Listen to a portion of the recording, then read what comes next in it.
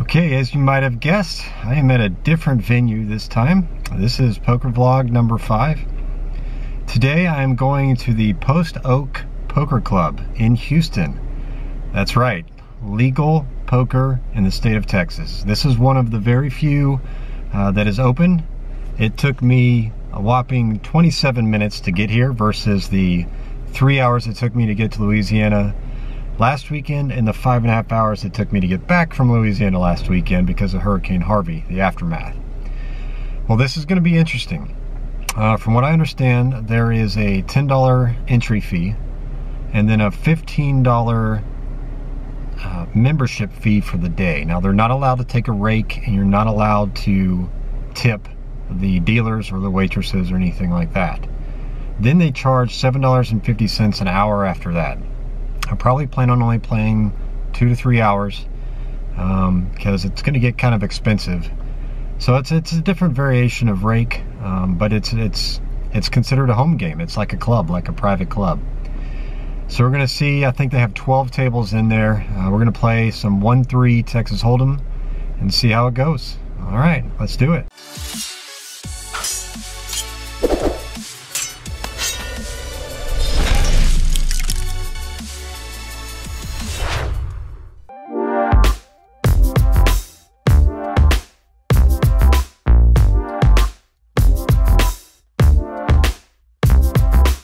One thing to note is that they didn't let me film on the inside, so I can't really give y'all a good tour of what the inside looks like, but it's great. They've got sports TVs everywhere. They've got 12 total tables, I believe, a bar area, and they've got good quality food from what I understand. Okay, so the first interesting hand I want to go over, I'm in the cutoff position and I look down at pocket jacks. There's one limper and I raise to $16, and there's one caller after that. So they're heads up to the flop, which comes 10, jack, 3. I've got top set, and I'm looking pretty sweet here. I put out a C bet of $16, and the other player calls. The turn is an 8. So I've got top set here. I'm definitely going to win this hand. One thing I kind of messed up, I think I sized my next bet a little bit too large. I could have sized it down. On the turn, I ended up betting $40. He contemplates for maybe 10 or 15 seconds and ends up folding. It was still a nice pot, but I don't know that any size bet he would have called. Maybe if I'd have bet 20, he would have called, but I guess we'll never know. Okay, on this next hand, I have ace 10, and I'm in the big blind. There are 2 limpers ahead of me, and I end up checking. The flop is jack, king, 8, all hearts, and it checks around. The turn is the 2 of clubs. Small blind bets $10. Here, it's likely he's got a king or a jack. He's got a piece of the board. I've got a gut shot, and I've also got a backdoor flush draw with the 10 of hearts, so I ended up calling. The river is the queen of spades, so I've got the straight, but there is a flush out there, a flush possibility. The small blind bets $10. I ended up calling the $10. It was such a small bet. I could have raised, but I was a little bit scared of the flush, and the cutoff ends up calling. And I flop over my straight, and the cutoff position folds, and the small blind mucks. He later tells me he had 2 pair. I asked him if I would have raised, would he have called, and he said no. So I guess I maximized my profit in that hand by just calling it down instead of raising, and I'm glad I did it. All right, I'm done for the day. Got my 3 hours in, and it was a very swingy day. Got a few hands I want to go over. I bought in for 500 and cashed out for 518. So it was quite a fun day. This is a great establishment. It's really nice. There was one character in there that kind of bothered the whole table for a solid hour, and that's what kind of stained my perception a little bit at first. But once he left, it was a great experience. It was fun. I would highly recommend people to come back, and I'll definitely be back here. Okay, on this next hand, I'm in the small blind, and I look down at ace of diamonds and king of hearts. There are 3 limpers, and I raised to $22, and there are 2 callers. The flop comes. 9 of hearts, 6 of clubs, 4 of spades. I c-bet for $25, and there's 1 caller in the cutoff. The turn is the king of spades. So I've got top pair and it's looking pretty good. I bet $55 and he calls.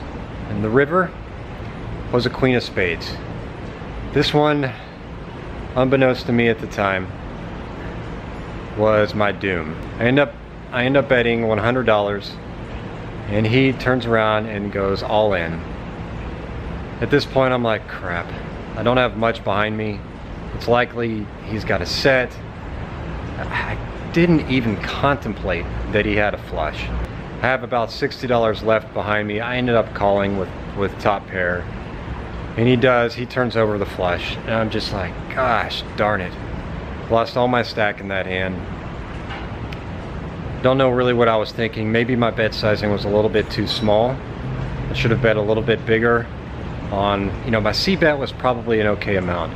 But when I hit the king on the turn, I probably should have bet a little bit bigger. You know, $55. I mean, if I sized it to a pot size bet, maybe then he probably could have folded. But I don't know. This player tended to gamble a little bit and he probably would have called anyways. So I think I was kind of doomed to lose all my money in that hand anyway. Like, I guess I could have saved myself $60 in the end, but oh well, that was a sucker punch. That was a gut punch. Gut check in that one.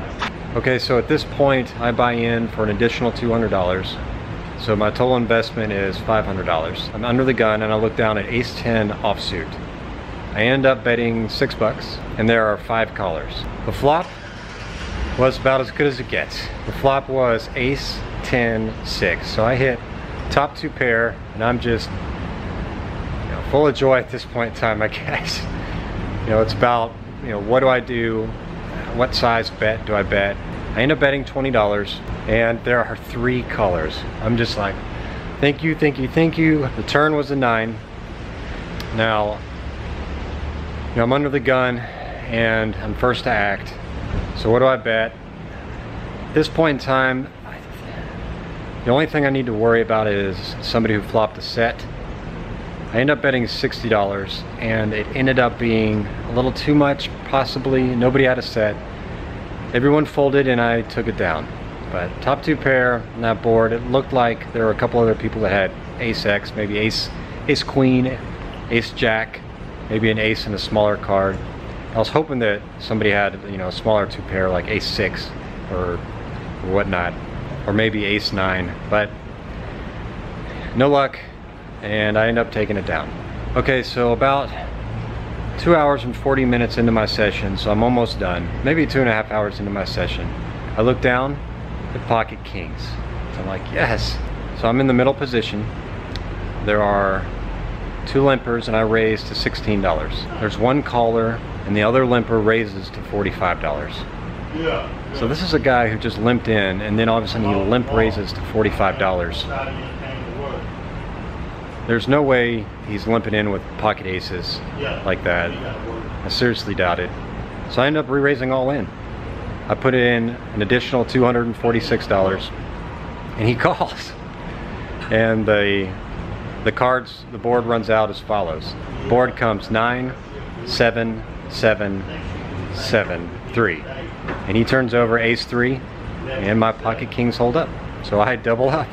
So I bought in total for $500 and I cashed out for $518 with the $70 in fees. Ended up, I guess if you want to count that as a losing session, then it was a losing session. But it was a fun session. Glad it came. I will definitely be back. Hopefully next weekend. I don't know if I can do it, but definitely in 2 weeks. Okay, back in my car. Time to take the whopping 27-minute drive back home, depending on traffic. It could be north of 35 minutes. We will see, but it definitely beats the 2.5 hour average drive to Lake Charles and the 3 hour and 15-minute drive to Coshada. So it was a lot of fun. The Post Oak Poker Room is a great establishment. I will be back as soon as I can. Thanks for watching, everyone. Stay tuned. Please subscribe for access to future videos.